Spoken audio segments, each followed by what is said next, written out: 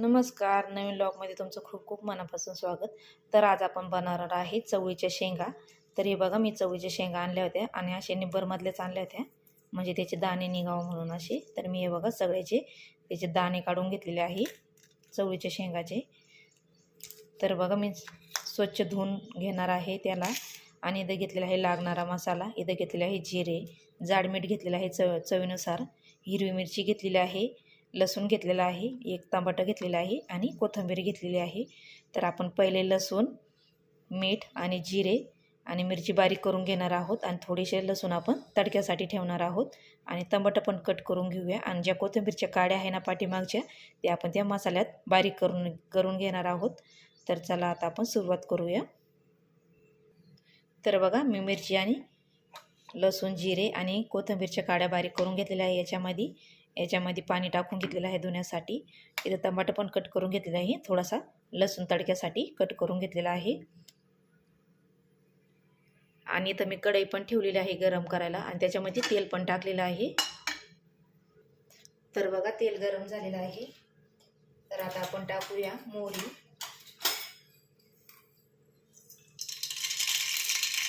जिरे, लसूण कट केलेला,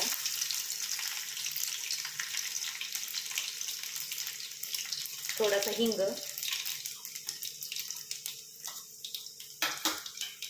म्हणजे टमाटर कट करून घेतलेलं आहे आपण एक छोटंसं, ते टाकून घेऊया. तुम्हाला आवडत असेल तर तुम्ही टमाटर टाका, नंतर नसून आवडत तर नाही टाकलं तरी पण चालेल. तर बघा, टमाटर पण परतून झालेला आहे. कढीपत्ता आणि जी आपण मिरची बारीक करून घेतलेली आहे ती टाकून घेऊया आणि याला छानपैकी आता परतून देऊया. तर बघा, मिरची छानपैकी परतून झालेली आहे. तर आता आपण याच्यात टाकूया अर्धा चमचा हळद,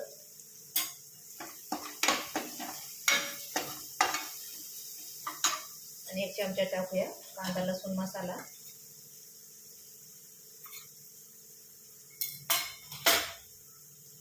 आणि 1 चमचा टाकूया धने पावडर.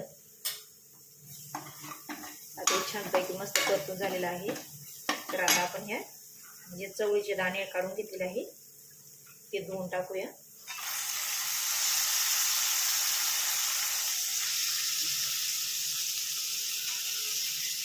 आणि याला छानपैकी मस्त तेलातच एकदम छान परतून घ्यायचे आहे, म्हणजे लवकर शिजते मग हे दाणे तेलामध्ये परतून झालेल्या मसाल्यामध्ये, आणि भाजीसुद्धा खूप सुंदर लागते. तर आपण याला ना झाकण ठेवून याला छानपैकी तेलामध्येच मस्त परतून देऊया 1-2 मिनटं. तर बघा, 2-3 मिनटं झालेले आहे. तर आपण आता चेक करूया. तर बघा, याला छानपैकी मस्त परतून झालेलं आहे. कमी गॅसवरतीच आपल्याला चांगल्या त्याला मसाल्यात परतून घ्यायचे आहे. तर हे बघा, थोडेसे शिजायचे राहिलेले आहे अजून. तर आता आपण याच्यात आहे ना गरम पाणी केलेलं आहे, तर ते टाकून घेऊया. तर मी साईडला गरम पाणी ठेवलं होतं करायला. तर आता आपण हे गरम पाणी टाकूया.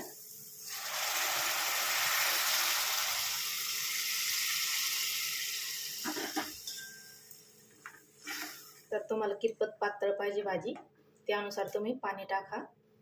आणि तुम्हाला कोरडी करायची असेल तर पाणी टाकायला फक्त थोडंसं शिजायला पाणी टाकायचं. तर बघा, आता आपण पाणी टाकून घेतलेलं आहे आणि मी एकीकडे शेंगदाणे पण भाजून घेतलेले आहे. तर बघा, मी शेंगदाणे भाजून घेतलेले आहे.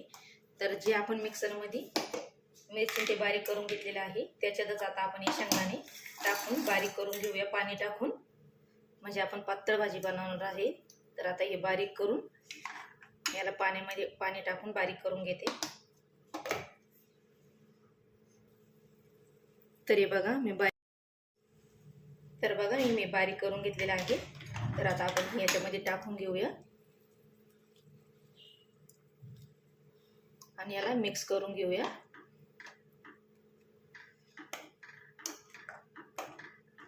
याला आता आपण 1-2 मिनिटं चांगली उकळी येऊन देऊया. तर बघा, आपली भाजी आता झालेली आहे. तर हे बघा, शिजलेली आपली भाजी. तर एकदम मस्त छान शिजलेली पण आहे आणि छान पण तरी आलेली आहे आपल्या गरम पाण्यामुळे. हे बघा. तर आता आपण याच्यात कोथिंबीर टाकून घेऊया आणि भाजी काढून घेऊया.